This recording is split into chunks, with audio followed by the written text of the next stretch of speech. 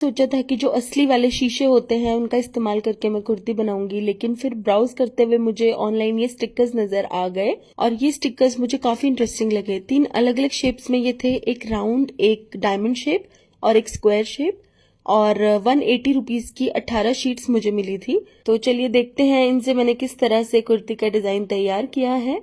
अब वैसे तो इन स्टिकर्स के पीछे ग्लू लगी हुई है, लेकिन ये ग्लू कागज पर चिपकाने के लिए तो ठीक है, लेकिन अगर हम कुर्ते के ऊपर चिपकाएंगे तो एक ही वॉश में निकल जाएगी।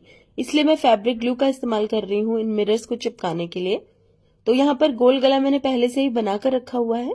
ये एक बोट शेप गला है, आप गले की शेप अपनी पसंद के हिसाब से कोई भी रख सकते हैं। तो गले के ऊपर सबसे पहली लाइन हमें गोल वाले मिरर्स की लगानी है।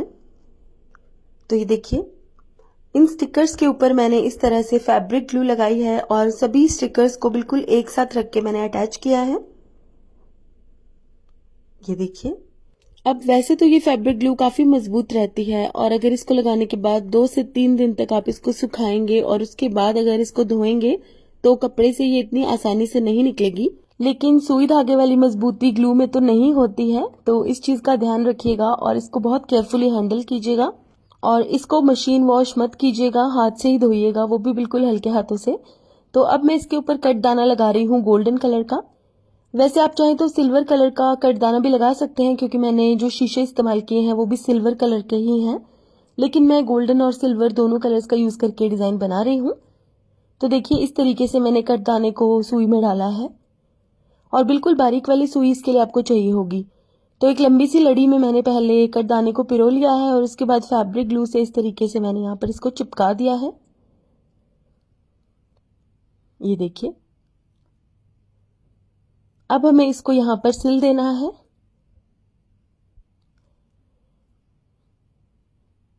अब हम थोड़ा पीछे से एक टांका लगाएंगे इसके ऊपर। ये देखिए, थोड़ा पीछे से मैं यहाँ से इस तरह से इसको टांका लगाऊंगी और वापस से कटदाने में हम सुई को डाल के इसको इस तरह से स्टिच करेंगे। यहाँ पर कटदाने की जगह आप छोटे छोटे मोतियों का इस्तेमाल भी कर सकते हैं, और जैसे मैंने लंबी सी लड़ी बनाकर इसको अटैच किया है, वैसे ही आप चाहें तो छोटे छोटे सेक्शंस लेकर भी इसे अटैच कर सकते हैं। उससे अटैच करना थोड़ा इजी भी हो जाएगा, और अगर आप बहुत ज़्यादा छोटे सेक्शंस लेंगे अटैच करने के लिए तो आपको ग्लू भी नहीं लगानी पड़ेगी। तो ये देखिए, अब मैं आपको एक छोटा सा सेक्शन स्टिच करके दिखा रही हूँ। अब यहाँ पर फिर से हमें बीच में से सिलाई लगानी है और वापस से इस कटदाने के बीच में से ही हमें सुई को इस तरह से डाल के स्टिच करना है, जैसे स्टेम स्टिच बनाते हैं ना, बिल्कुल उसी तरह से।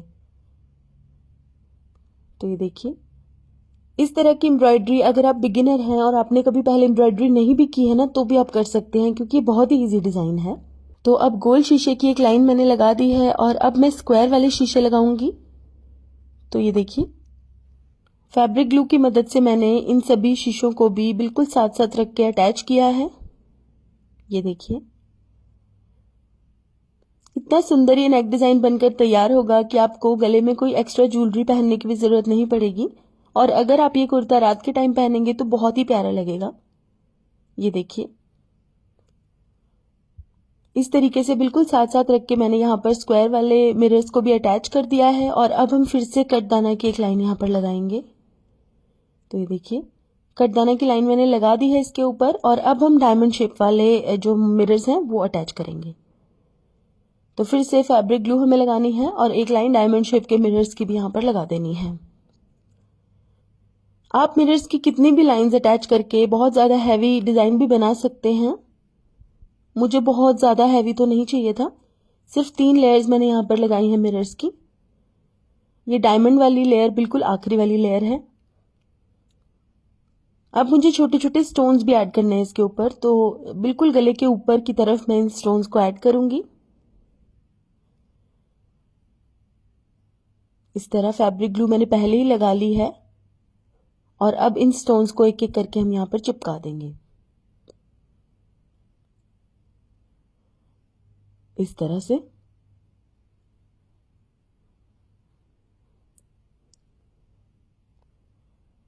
अब ये स्टोन्स चिपकाने के बाद भी मुझे गला थोड़ा अधूरा सा लग रहा था, इसलिए मैंने कटदाने की एक लाइन यहाँ पर भी ऐड की है, और यहाँ पर मैंने जिगजैग पैटर्न में ऐड की है कटदाने की लाइन। तो टोटल 8 पीस कटदाने के मैंने उठा के इस तरह से सुई में डाल लिए हैं। गिन के 8 पीस ही डालने हैं। अगर आपका गोल वाला मिरर थोड़ा बड़ा है तो आप 10 से 12 पीसेस भी डाल सकते हैं। और अब इस तरह से हमें इसको स्टिच करना है। अब इसके बिल्कुल सेंटर में हमें इस तरह से सिलाई लगानी है। ये देखिए, अब मैं एक बार फिर से इसे अटैच करके दिखाती हूँ ताकि आपको एक बार अच्छे से समझ आ जाए कि मैंने इसको कैसे अटैच किया है। तो गिन के 8 कटदाने के पीसेस मैंने सुई में डाले थे और मिरर के दूसरी तरफ इसको मैंने इस तरह अटैच किया है। अब ऊपर की तरफ से बिल्कुल सेंटर में से हमें सुई निकालनी है और इस तरह से इस कटदाने वाली जो स्ट्रिंग है इसको हमें पकड़ते हुए इस तरह स्टिच करना है। ये देखिए, तो इस तरह ऊपर की तरफ बिल्कुल परफेक्ट एक जिगजैग पैटर्न बन गया है और इससे डिजाइन भी थोड़ा भरा भरा लगेगा। ये देखिए, तो गले का ये डिजाइन हमारा बनकर रेडी हो गया है। आप चाहें तो इसी तरह से इसको और ज्यादा लेयर्स लगा के ज्यादा हैवी भी बना सकते हैं, लेकिन मैंने इसको इतना ही रखा है। तो कमेंट करके मुझे ज़रूर बताइएगा कि आपको ये डिज़ाइन कैसा लगा। और इसी तरह के और डिज़ाइंस अगर आपको देखने हैं तो मेरे पेज नॉटी स्टिचेस को भी ज़रूर फॉलो कर लीजिएगा। तो guys, thank you so much for watching. Bye bye.